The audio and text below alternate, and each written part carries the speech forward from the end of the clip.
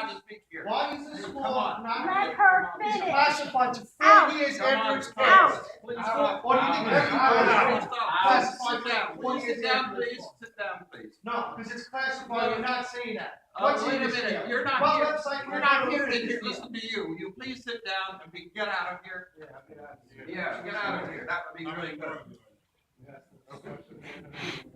This agreement doesn't have any support from a single labor union, a single environmental group, or a single consumer organization. So I'm curious how you square the strengthened standards that everyone has spoken about here with the fact that none of the groups and organizations that actually work to enforce those kinds of standards and lift up those kinds of conditions support Fast Track and the TPP.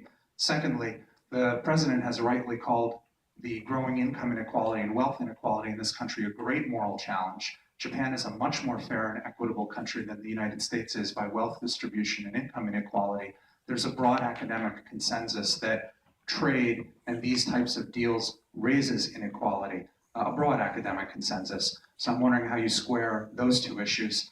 Thirdly, we understand that the parts of the TPP, like the recently leaked ISDS provisions, are so toxic to public debate that they must be classified. The administration, though, and the trade rep has talked about how transparent this process is. And I wonder how you square the fact that these are classified documents that won't be released until 4 years after the deal is done. I wonder if you think that that should be applied more broadly to US law, that laws ought to be classified until 4 years after they're passed. Thank you for taking my question. Would renegotiate NAFTA to protect the environment and consumers.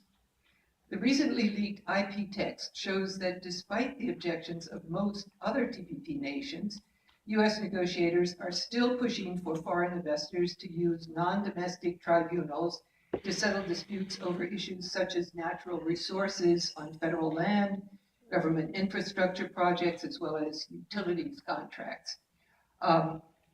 This amounts to more NAFTA, not less. This leaked chapter would increase our ISDS liability by empowering about 9,000 firms from Japan and other TPP nations operating in the US to launch cases against the government.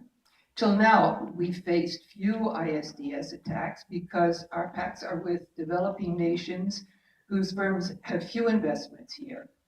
But this leak shows that the TPP would replicate the ISDS language that has already let tribunals order more than $3.6 billion in compensation to foreign investors by attacking land use rules, water, energy, and timber policies, health, safety, and environmental protections, and financial stability policies.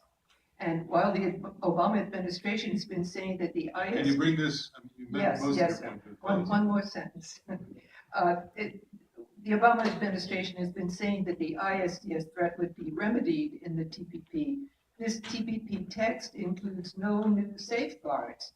In fact, the new text eliminates safeguards that were proposed in the 2012 IP chapter. Can you address the discrepancy between the president's statements and the reality of the leaked text?